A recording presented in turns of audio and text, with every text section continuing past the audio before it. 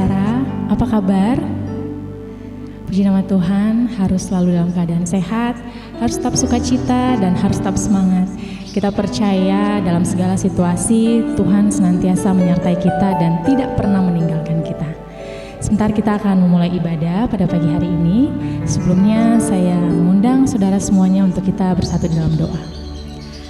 Bapa yang baik, terima kasih Tuhan untuk satu hari lagi Tuhan memperbolehkan kami hidup. Kami bersyukur Tuhan, terima kasih untuk rahmat-Mu, terima kasih untuk anugerah-Mu, terima kasih untuk nafas kehidupan yang masih Tuhan percayakan bagi setiap kami. Bapa, sebentar kami akan beribadah, kami rindu untuk memuji meninggikan nama-Mu Tuhan. Bapa, kiranya Engkau bertata atas setiap kami, dimanapun kami berada. Tuhan, Engkau sertai kami, semua hanya untuk kemuliaan nama-Mu Bapa. Terpujilah nama-Mu, hanya di dalam nama Tuhan Yesus kami berdoa dan mengucap syukur, haleluya, amin. Kita mau angkat satu pujian, kita mau nyatakan bahwa hati kami selalu percaya kepada-Mu Tuhan.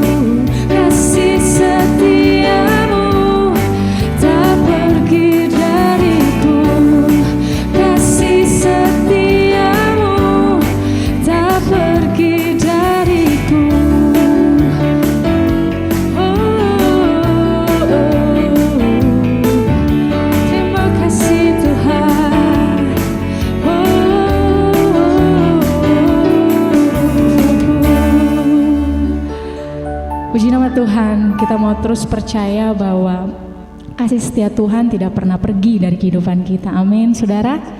kita mau lebih dalam lagi menyembah Tuhan. Kita persiapkan hati kita lebih lagi untuk merasakan hadirat Tuhan yang begitu indah dalam setiap kita. Kami gak tahu Tuhan dengan apa kami bisa balas semua kebaikan Tuhan, tapi biarlah hidup kami, terkhususnya hati kami yang terus terhubung dengan Tuhan, boleh menyenangkan hati-Mu ya Bapa. Dengan apapun kondisi kami saat ini, kami mau memutuskan, kami mau menyembah Tuhan, karena kami butuh Engkau ya Bapa.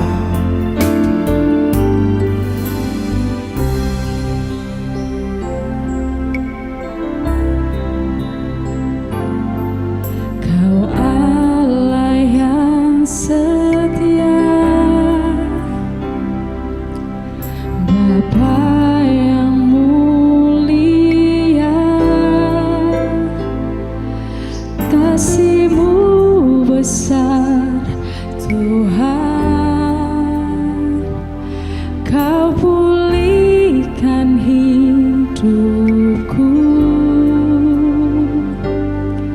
Kaulah harapanku,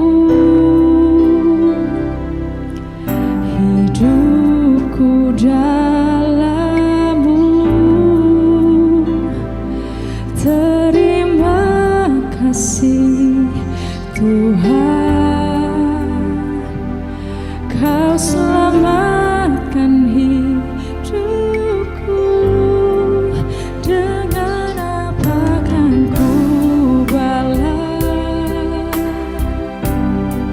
segala kebaikan-Mu? Segenap hatiku menyembah-Mu Yesus,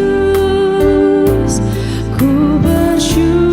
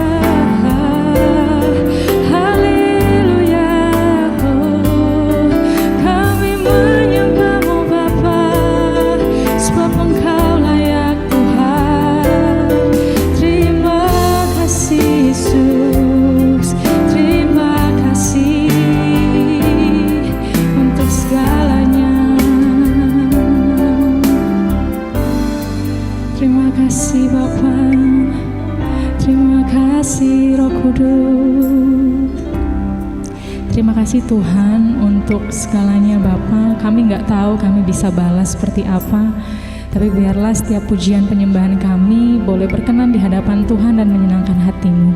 Sekarang tiba saatnya Tuhan, kami akan mendengarkan kebenaran akan firman-Mu. Kami buka telinga kami buka hati kami. Biarlah hati kami boleh menjadi tanah yang terbaik untuk menerima benih yang terbaik. Sebab kami percaya firman-Mu adalah pelita bagi kakiku dan terang bagi jalan kami. Terpujilah nama-Mu, hanya di dalam nama Tuhan Yesus. Haleluya. Amin.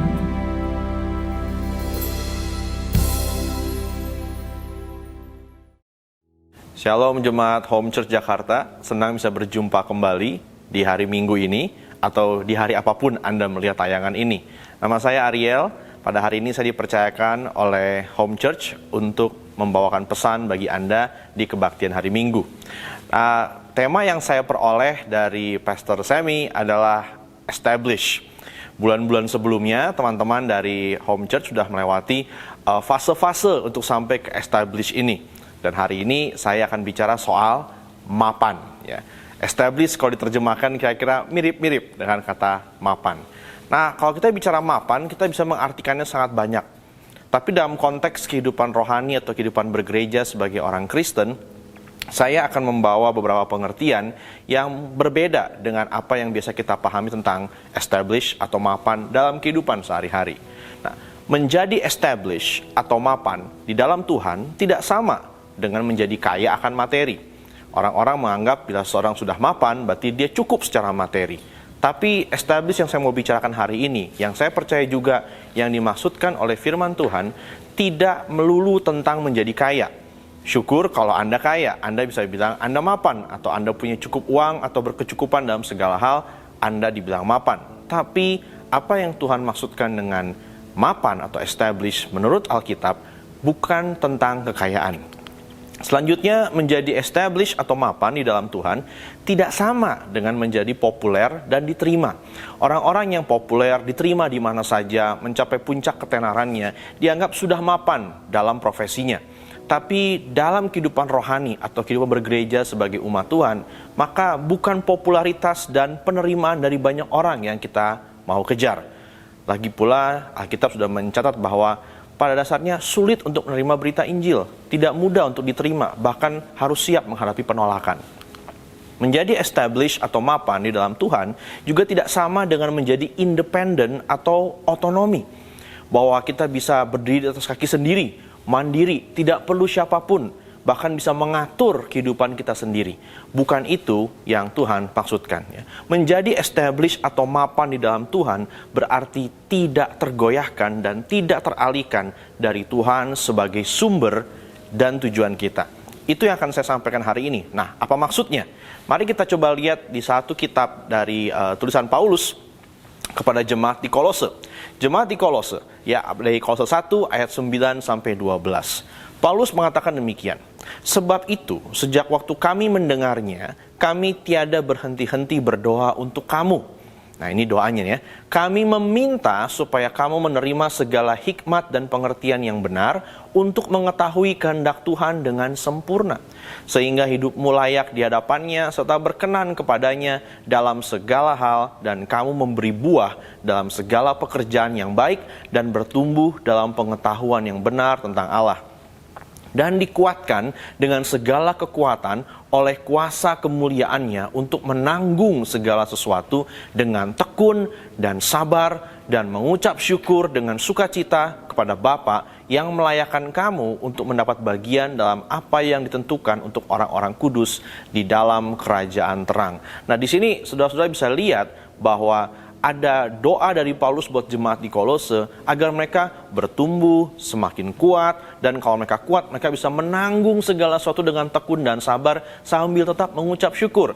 Bicara tentang kehidupan yang teguh, yang kuat, yang established, yang mapan. Lalu di ayat 13 sampai 20 dikatakan demikian. Iya. Nah, ini di sini Paulus lalu menerangkan tentang bagaimana atau siapa peran Yesus dalam kehidupan orang. Dan siapakah Yesus itu? Ia telah melepaskan kita dari kuasa kegelapan dan memindahkan kita ke dalam kerajaan anaknya yang kekasih. Di dalam Dia, maksudnya Yesus, kita memiliki penebusan kita, yaitu pengampunan dosa.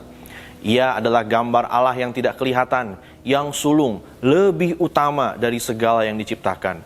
Karena di dalam Dialah telah diciptakan segala sesuatu yang ada di sorga dan yang ada di bumi, yang kelihatan dan yang tidak kelihatan, baik singgasana maupun kerajaan, baik pemerintah maupun penguasa. Segala sesuatu diciptakan oleh Dia dan untuk Dia.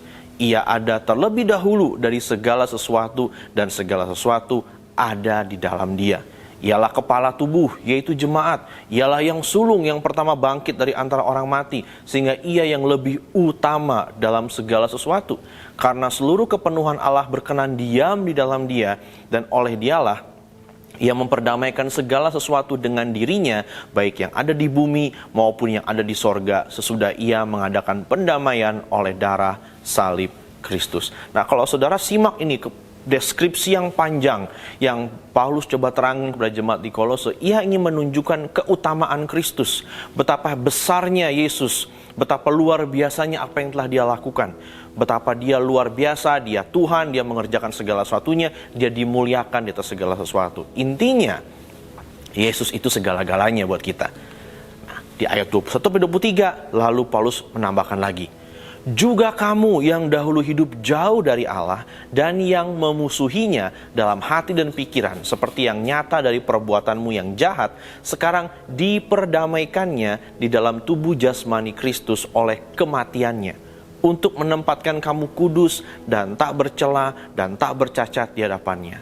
Sebab itu, kamu harus bertekun dalam iman, tetap teguh dan tidak bergoncang, dan jangan mau digeser dari pengharapan Injil yang telah kamu dengar dan yang telah dikabarkan di seluruh alam di bawah langit, dan yang aku ini Paulus telah menjadi pelayannya.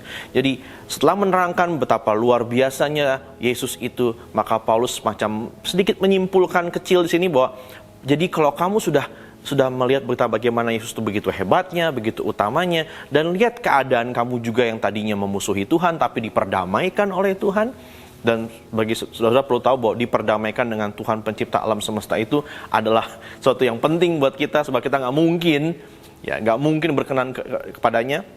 Dan kalau kita perang istilahnya, kita nggak mungkin menang, pokoknya kita berada di posisi yang kalah dan hancur. Tapi diperdamaikan, maka kita beroleh bagian dalam Dia. Dan oleh karena itulah Paulus bilang, jangan sampai goncang, tetap teguh dan jangan mau digeser dari apapun.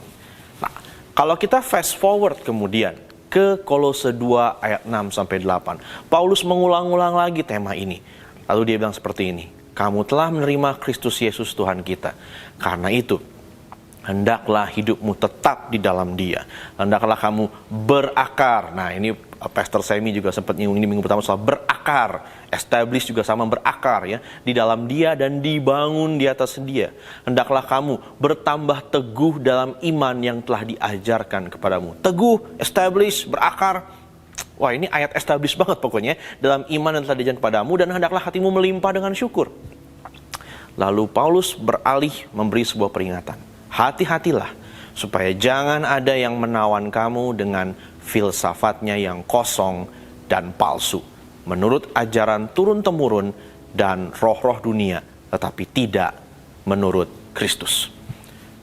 Ada suatu peringatan di sini bahwa Paulus memperingatkan kepada jemaat Kolose agar jangan mau digeser dari pengenalan akan Kristus pada hal-hal yang lain bukan menurut Kristus, yaitu filsafat kosong dan palsu bersumber dari ajaran turun-temurun dan roh-roh dunia. Bahwa Paulus memberi peringatan akan tiba saatnya, bahkan mungkin sudah dimulai, bahwa ada orang-orang yang akan mencoba menggeser pengenalan jemaat Kolose akan Kristus ya, pada hal-hal yang lain yang bukan menurut Kristus, yang kedengarannya bijaksana, kedengarannya oke, kedengarannya pinter, bahkan kedengarannya rohani, tapi sebenarnya kosong, palsu, dan hanya berasal dari dunia ini. Nah, gereja yaitu anak-anak Tuhan. Sekarang kita kembali ke posisi kita sekarang saat ini. Ya, gereja itu anak Tuhan ini.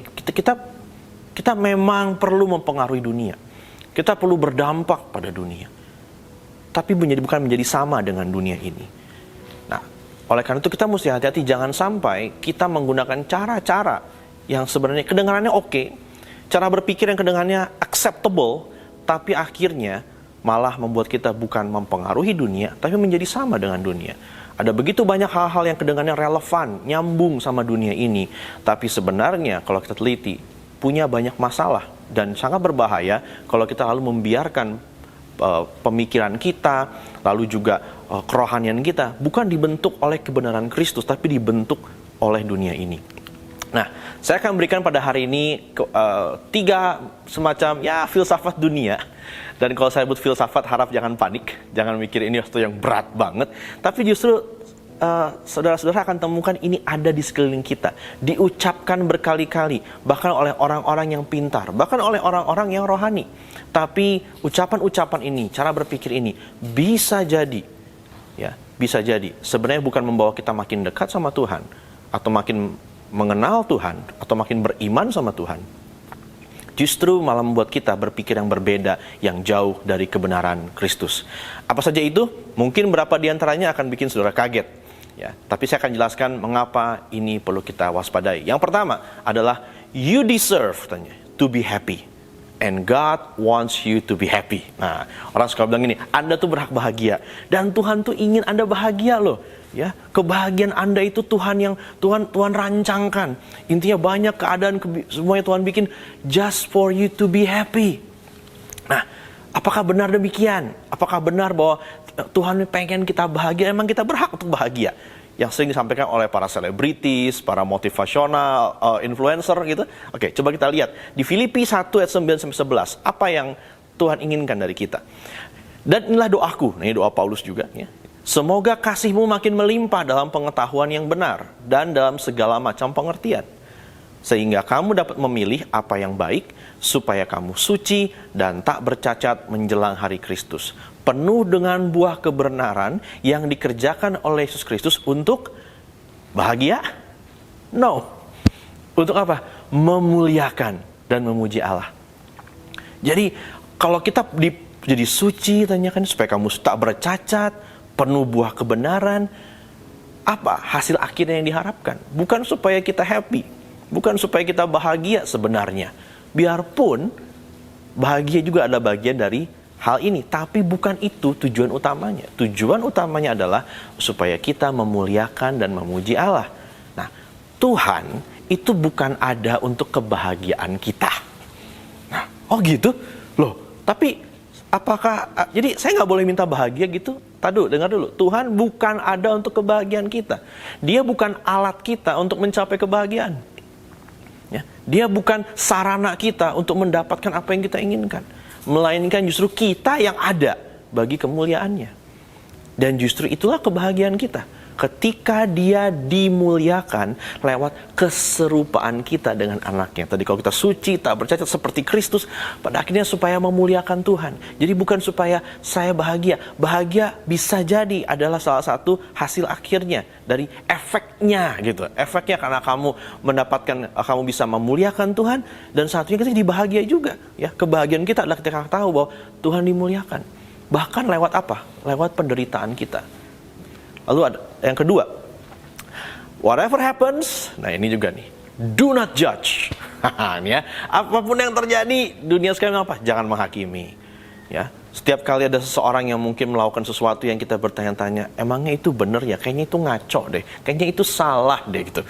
Dan lalu kita mungkin komen, lalu kita menyampaikan pendapat kita, analisis kita, dan lalu ada yang bilang gini, jangan menghakimi deh, jangan menghakimi gitu. Tiba-tiba kita ada di zaman ketika tidak ada seorang pun boleh berkata sesuatu itu salah. Karena segala sesuatu itu benar menurut sudut pandangnya masing-masing gitu. Apakah benar demikian? Nah, di Ibrani 5 ayat 11-14, saya tidak akan bacakan seluruhnya. Ini adalah teguran dari penulis Ibrani kepada orang-orang Ibrani yang dia menulis kitab atau surat Ibrani ini.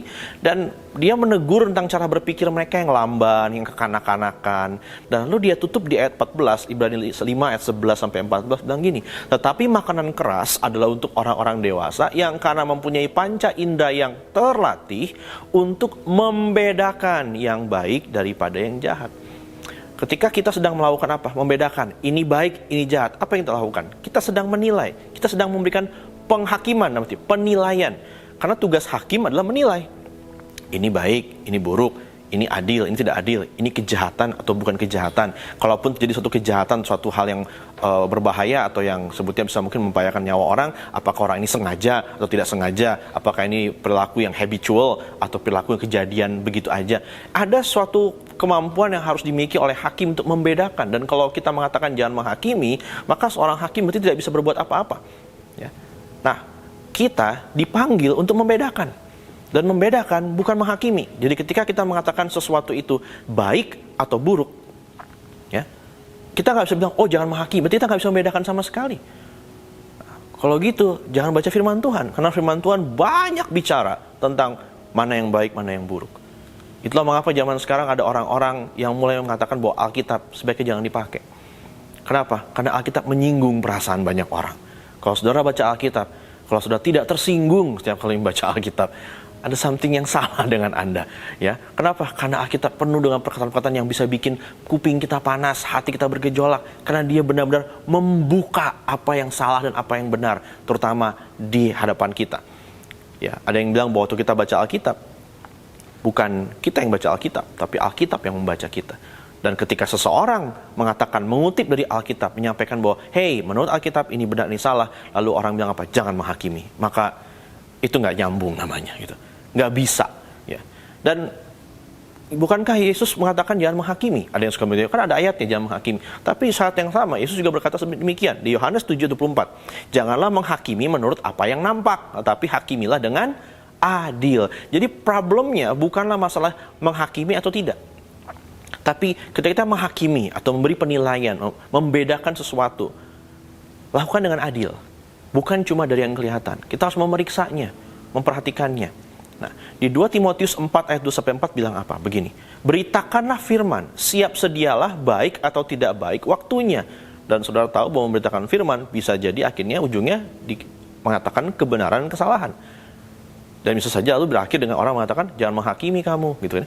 Nyatakanlah apa yang salah. Nah, itu menghakimi. Nah, tapi kita bilang nyatakanlah apa yang salah.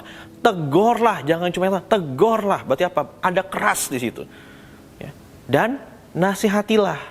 Dengan apa tapi? Dengan kata-kata kasar, dengan hal-hal yang dengan mengutuki, bukan, dengan segala kesabaran dan pengajaran. Menyatakan suatu dengan salah, lalu sebagai salah atau mau menegur, tetap harus ada diajarinnya apa yang benar. Jangan cuma bilang itu salah, kamu sesat, kamu salah, kamu masuk neraka gitu. Enggak, kita harus bilang apa yang benar, terus ajarkan. Dan mengajarkan kadang butuh waktu, butuh proses, nggak cuma sekali jadi ngomong. Nah, kita banyak lalu memang menilai orang cuma sekali, lalu kita tinggal pergi. Kita nggak peduli sama kebaikan, sama keadaan dia, gimana supaya baik buat dia. Ya, itu barulah penghakiman yang salah. Karena akan datang waktunya, katanya, orang tidak dapat lagi menerima ajaran sehat. Tadi tuh, begitu menjadi ajaran sehat, mereka bilang apa? Jangan menghakimi kamu. Tetapi mereka akan mengumpulkan guru-guru menurut kehendaknya untuk memuaskan keinginan telinganya. Mereka pengen dengar khotbah, ya, pesan-pesan, public speaking, atau podcast, atau apapun yang tujuan cuma untuk bikin mereka merasa happy, merasa senang, feel good about themselves, gitu. Ya, mereka akan memalingkan telinganya dari kebenaran dan membukanya bagi dongeng. Jadi saudara-saudara, inilah keadaan zaman ini. Kita benar-benar sulit untuk menyatakan kebenaran karena langsung itu jangan menghakimi. Itu banyak orang Kristen juga jadi takut untuk menyatakan kebenaran. Apalagi memberitakan Injil bahwa Yesus adalah jalan satu-satunya. Kita takut banget menyinggung perasaan orang, atau kita takut dibilang apa? Jangan menghakimi. Nah, menyatakan kasih dan menyatakan kebenaran tidak bertentangan, melainkan justru tidak terpisahkan. Kalau saudara mengasihi seorang, saudara harus menyatakan kebenaran kepada dia, bukan berbohong. Dan kalau saudara berbohong, biarpun saudara bilang ini demi kebaikan dia, tapi sebenarnya ada sesuatu yang saudara lindungi. Itu apa? Ego kita. Kita takut ditolak, takut tidak diterima, takut tidak punya teman. Kita benar-benar hanya memikirkan diri kita sendiri. Jadi harapan saya, makin kita establish mapan dalam Tuhan, kita menjadi orang justru yang makin banyak, makin penuh kasih kita, makin juga kita menyatakan kebenaran. Dan itu tidak bertentangan sama sekali, justru tidak terpisahkan. Yang ketiga, poin terakhir saya adalah, ini yang berbahaya, waspada filsafat dunia berikut ini. You need to love yourself more, because you are enough. Nah, Anda perlu lebih mencintai diri sendiri, kata dunia ini. Kenapa? Karena Anda cukup, gitu ya. You are enough. Dan ini agak tricky memang, karena kita hidup di dunia di mana orang-orang banyak yang, iya saya banyak dihina, saya benar-benar tidak suka diri saya, dan saya perlu ada orang yang mengatakan, you are enough, you need to love yourself more, love yourself, self-love. Kita sering dengar itu, ya, bahwa obat, dunia ini mengajak apa? Obat kalau kamu merasa sedih, kalau kamu gagal, kalau kamu ditolak, adalah kamu harus lebih mencintai diri kamu. Dan kalaupun kamu merasa kamu gagal, kamu gak mampu, kamu harus bilang sama diri kamu, kamu cukup. Kamu cukup. You are enough. Tapi apakah itu benar? Nah, mari coba kita lihat di Efesus 2 ayat 1-7. Ada deskripsi panjang soal siapa diri kita yang Alkitab katakan. Mari coba kita lihat.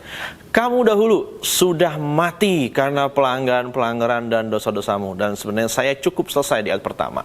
Saudara tahu apa yang dimiliki orang mati? Nggak ada yang cukup. Ya, orang mati nggak punya apa-apa. Dia nggak bisa apa-apa.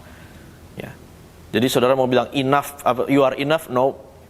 Orang mati tidak bisa lakukan apa-apa. Dia tidak cukup untuk apapun. Ya, malah jadi beban. Ya nggak sih? Ya, kamu sudah mati karena pelanggaran dan dosa-dosamu. Lalu Paulus menjelaskan panjang lebar tentang kehidupan kita. Apa?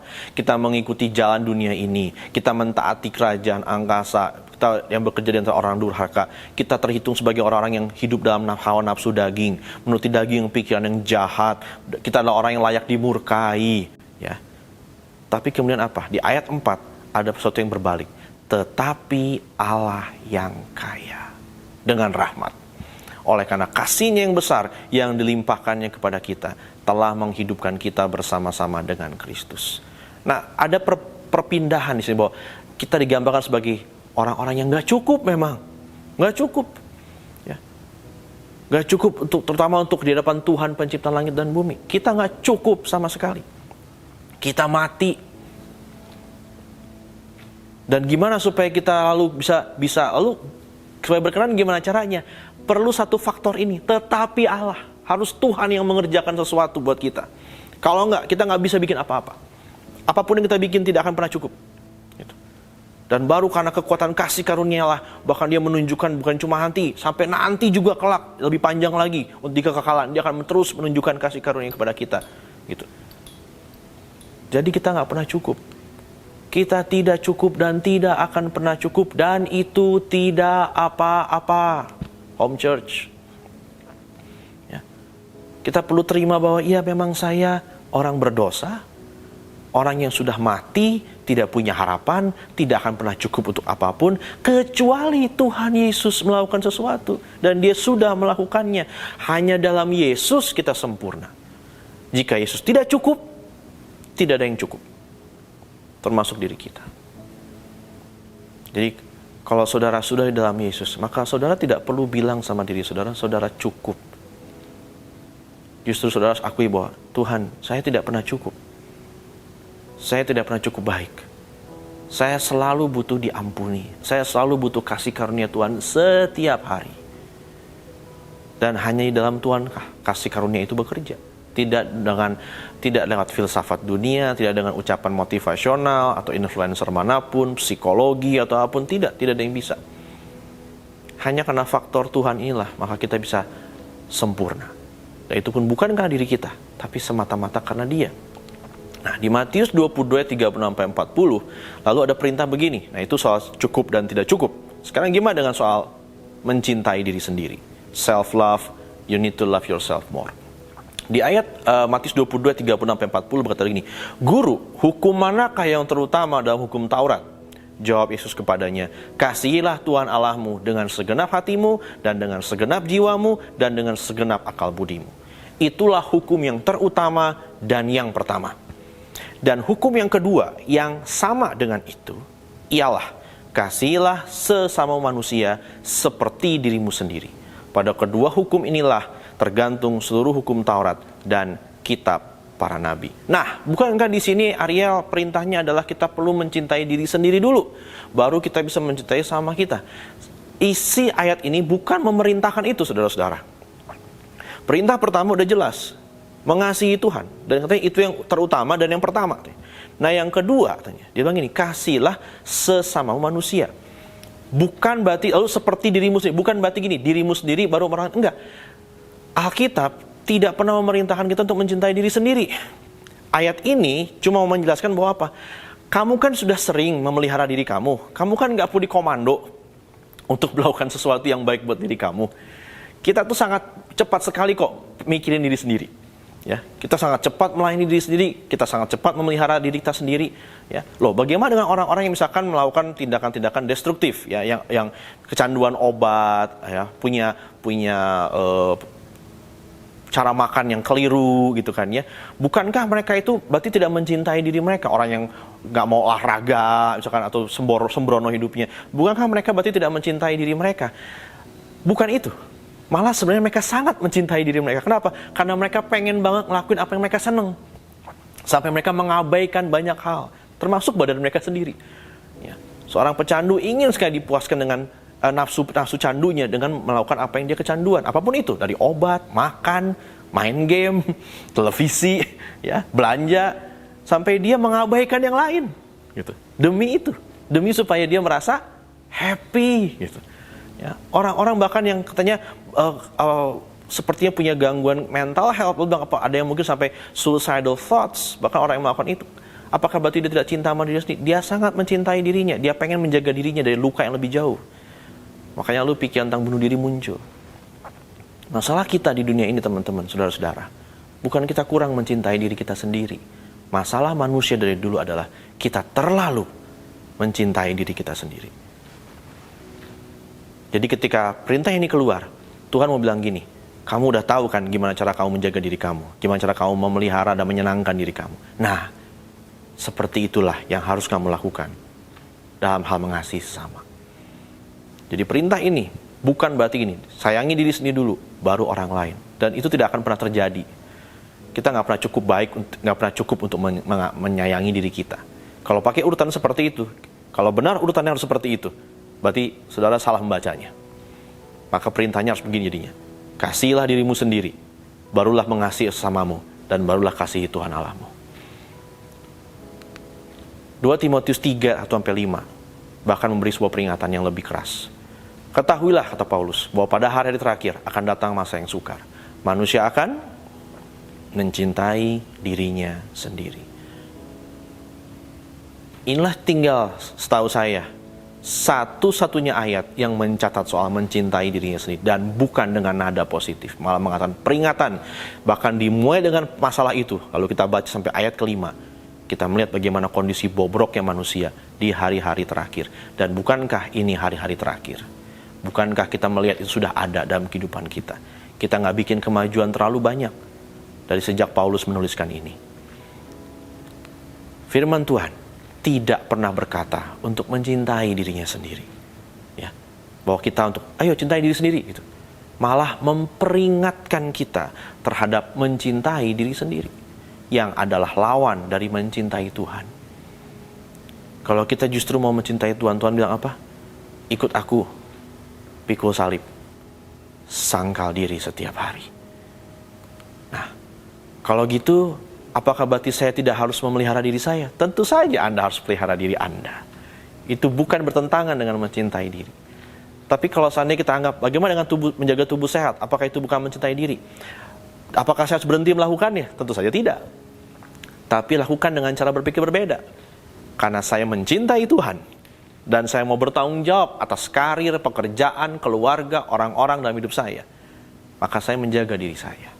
Saya mengerjakannya bukan semata-mata untuk diri saya, tapi karena saya ingin mengerjakannya untuk kemuliaan Tuhan, untuk memuliakan Dia.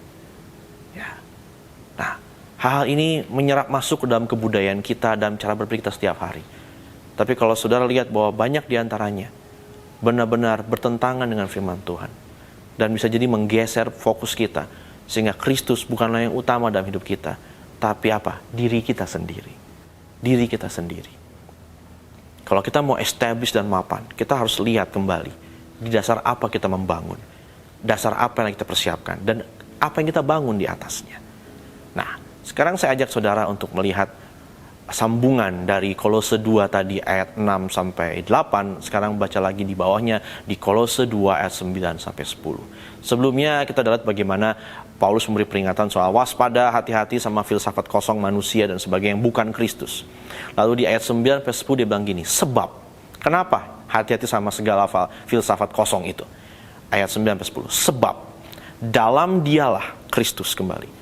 Masih ingat bagaimana Paulus juga menggambarkan keutamaan Kristus dalam segala sesuatu? Dalam dialah, berdiam secara jasmania, seluruh kepenuhan kealahan. Dan kamu telah dipenuhi di dalam dia. Dialah kepala semua pemerintah dan penguasa.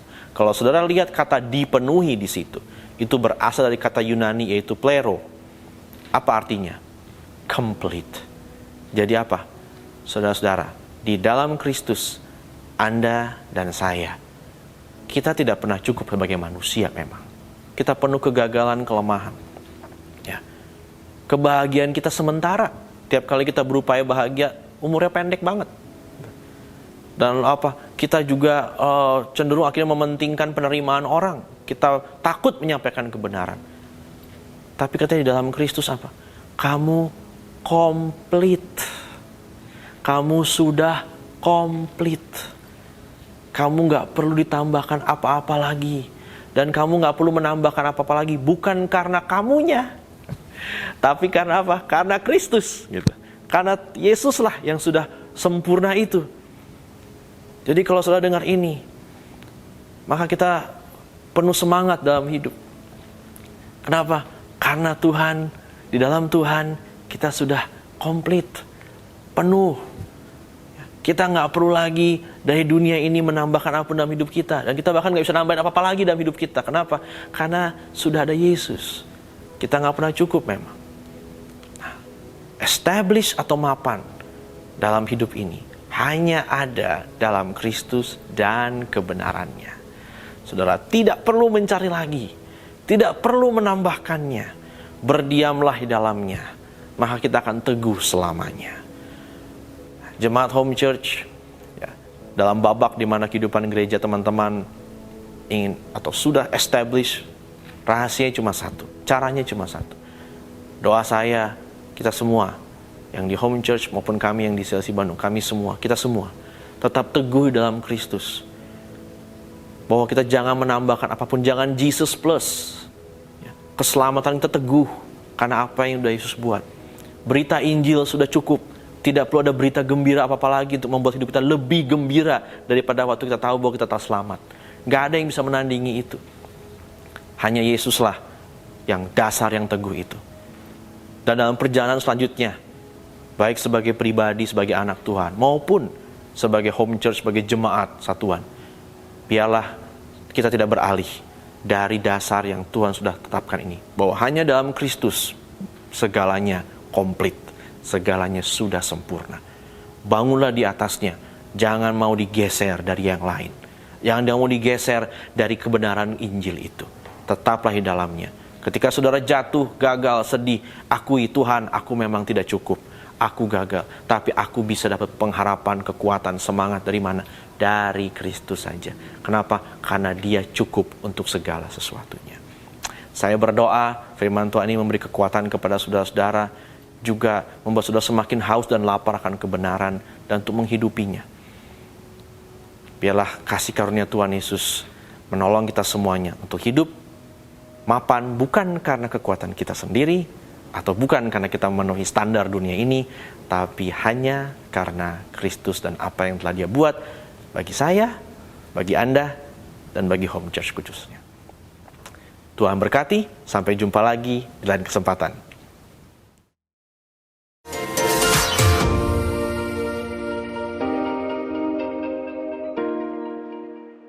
Shalom Homers, wah nggak kerasa ya kita udah bersama-sama beribadah selama 4 tahun ini. Sekarang aku mau ingetin lagi ya visi dari Home Church Jakarta, yaitu menjadi murid Kristus yang menyatakan terang kerajaan Allah di segala aspek kehidupan dimanapun kita ditempatkan. Nah sekarang jika teman-teman ingin memberikan persembahan atau perpuluhan, bisa ke rekening berikut ya.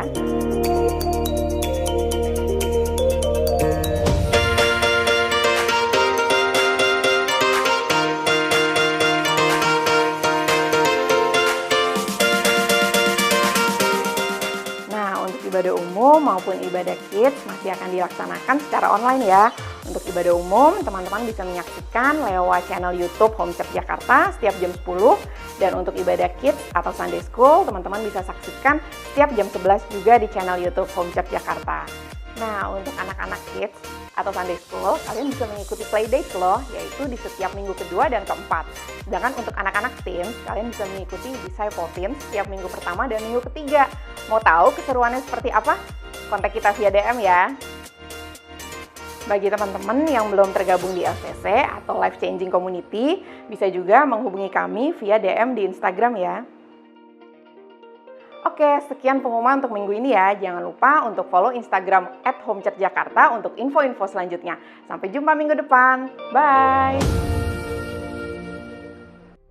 Shalom Jemaat Home. Sebelum kita mengakhiri ibadah kita, mari kita bersatu di dalam doa. Bapa yang baik, terima kasih Tuhan untuk pagi hari ini kami masih boleh menikmati hadirat-Mu Tuhan di rumah kami masing-masing. Terima kasih untuk hari yang baru ini Tuhan, kami boleh memulainya bersama-sama dengan Engkau.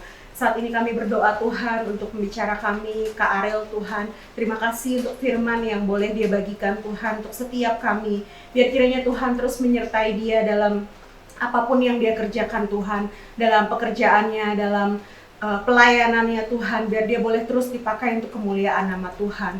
Terima kasih Bapak, terima kasih kami juga berdoa Tuhan pagi hari ini untuk setiap jemaat home dimanapun saat ini sedang berada dan dalam kondisi apapun Tuhan. Aku berdoa di dalam nama Tuhan Yesus, biar kiranya perlindungan Tuhan selalu sempurna atas setiap jemaat-Mu, untuk setiap oma opa, untuk setiap orang tua Tuhan, untuk setiap anak-anak yang kuliah, yang bersekolah Tuhan. Kau selalu menyertai dimanapun dan apapun yang jemaat-Mu lakukan Tuhan. Terima kasih Bapa. Kami juga berdoa untuk setiap LCC yang ada Tuhan di Home Church Tuhan. Kami percaya Tuhan, pertumbuhan demi pertumbuhan akan kami lihat terus Tuhan.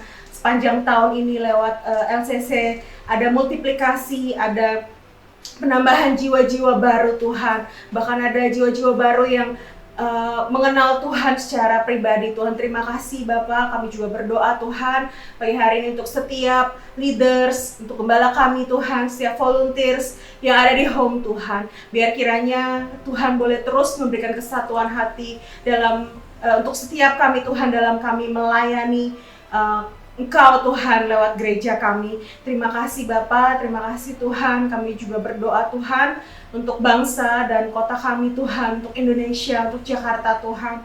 Kami percaya Tuhan bangsa kami ada di dalam hati-Mu Tuhan. Kami percaya pemulihan demi pemulihan sedang terjadi Tuhan atas bangsa kami Tuhan.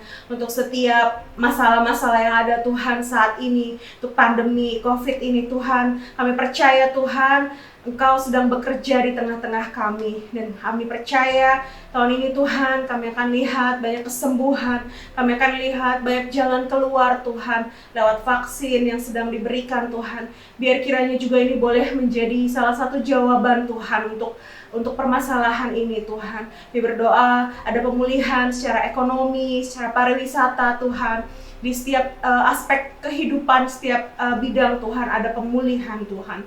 Terima kasih Bapak, terima kasih. Kami mengakhiri ibadah kami pagi hari ini hanya di dalam satu nama, nama Tuhan Yesus Kristus. Haleluya, amin.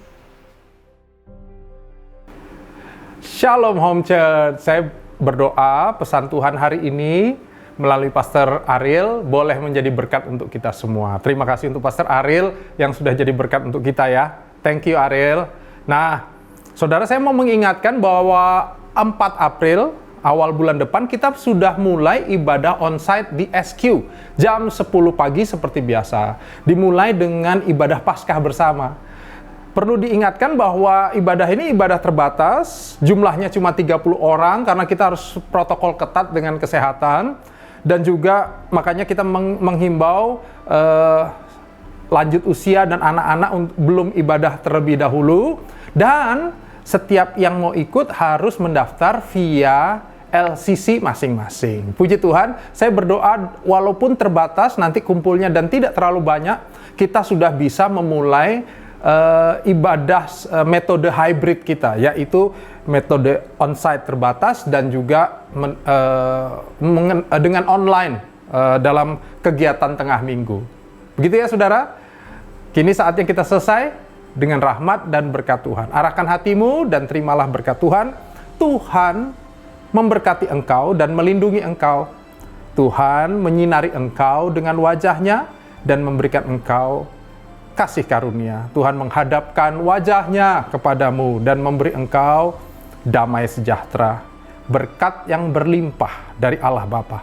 Kasih yang sempurna dalam nama Tuhan kita Yesus. Dan persekutuan yang indah dengan Roh Kudus menyertai kita semua mulai saat ini bahkan sampai selama-lamanya. Yang menerima berkat Tuhan ini sama-sama katakan amin. Haleluya. Tuhan berkati.